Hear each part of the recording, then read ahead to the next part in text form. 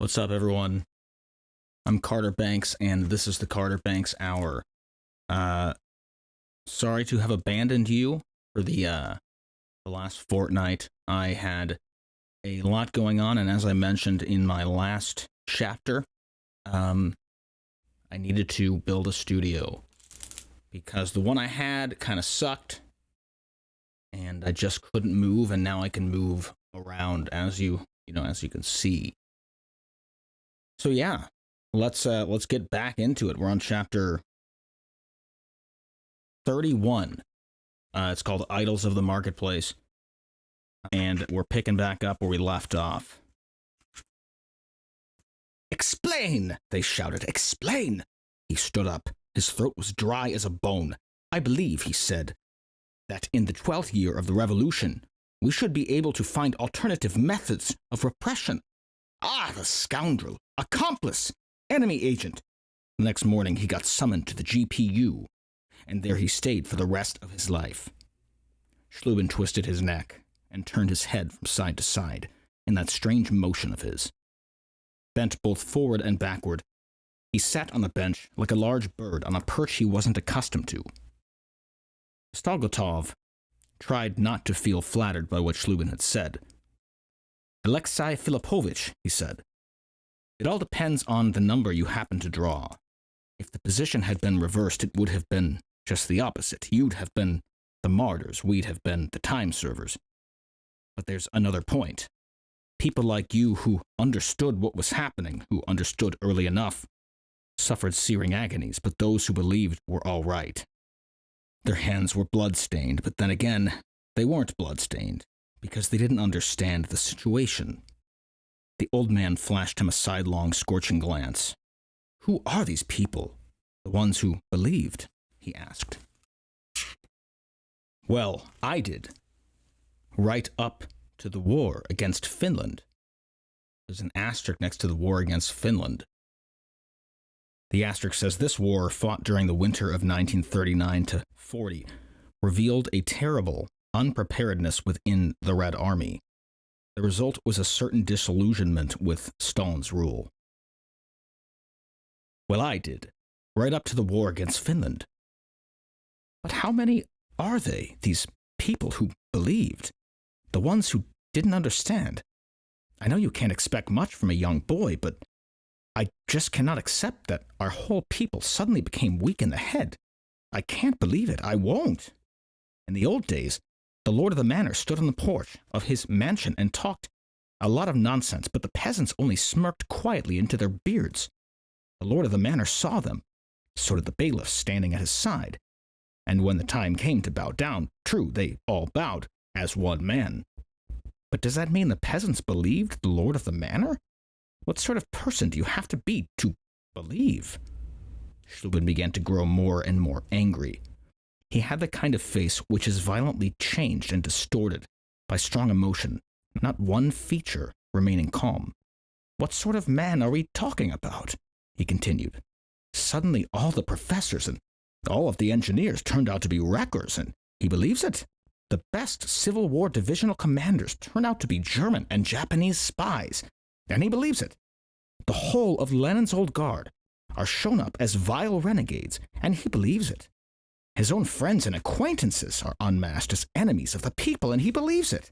Millions of Russian soldiers turn out to have betrayed their country, and he believes it all. Whole nations, old men and babies, are mown down, and he believes it. Then what sort of man is he, may I ask? He's a fool. But can there really be a whole nation of fools? No, you'll have to forgive me. The people are intelligent enough. It's simply that they wanted to live. There's a law big nations have, to endure, and so to survive. When each of us dies and history stands over his grave and asks us, what was he? There will only be one possible answer. Pushkin's, "In our vile times, man was, whatever his element, either tyrant or traitor or prisoner." Oleg started. He didn't know the lines, but there was a penetrating accuracy about them. Poet and truth became almost physically tangible. Shlubin wagged his great finger at him. "No, The fact is, there are only 3 possibilities, and since I can remember that I've never been in prison, and since I know for sure that I've never been a tyrant, then it must mean— Shlubin smiled and then started to cough. It must mean— As he coughed, he rocked back and forth on his thighs. Do you think that sort of life was any easier than yours? My whole life I've lived in fear, but now I'd change places. Like Shlubin, Kostoglotov was rocking forward and backward, slumped on the narrow bench like a crested bird on a perch. Their slanting black shadows, legs tucked underneath them, lay starkly on the ground in front of the 2 men. No, Alexei Filipovich, you're wrong. It's too sweeping a condemnation. It's too harsh. In my view, the traitors were those who wrote denunciations or stood up as witnesses. There are millions of them, too.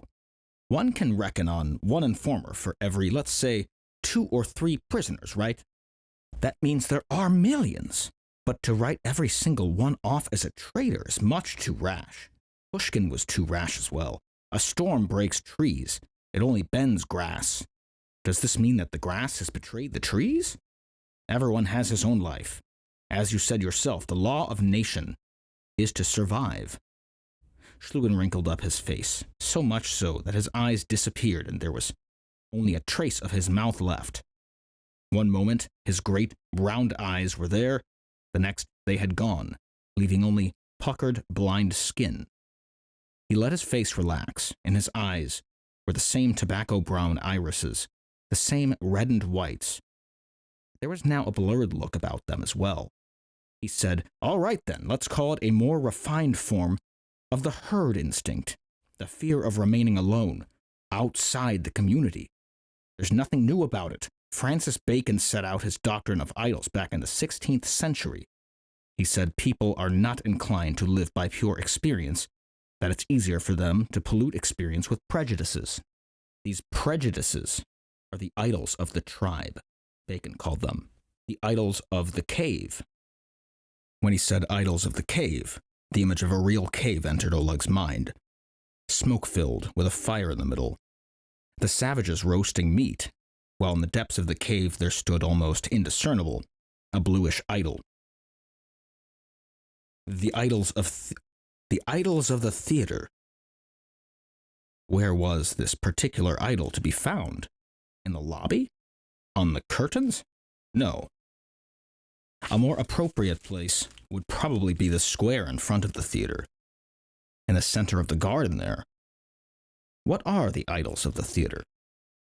The idols of the theater are the authoritative opinions of others, which a man likes to accept as a guide when interpreting something he hasn't experienced himself. Oh, but this happens very often. But sometimes he actually has experienced it. Only, it's more convenient not to believe what he's seen. I've seen cases like that as well. Another idol of the theater is our overwillingness to agree with the argument of science. One can sum this up as the voluntary acceptance of other people's errors. That's good, said Oleg. He liked the idea very much. Voluntary acceptance of other people's errors, that's it. Finally, there are the idols of the marketplace. This was the easiest of all to imagine. An alabaster idol towering over the swarming crowd in a marketplace. The idols of the marketplace are the errors which result from the communication and association of men with each other. They are the errors a man commits because it has become customary to use certain phrases and formulas which do violence to reason. For example, enemy of the people, not one of us, traitor. Call a man one of these, and everyone will renounce him. Shlubin emphasized each of these exclamations by throwing up first one hand, then the other.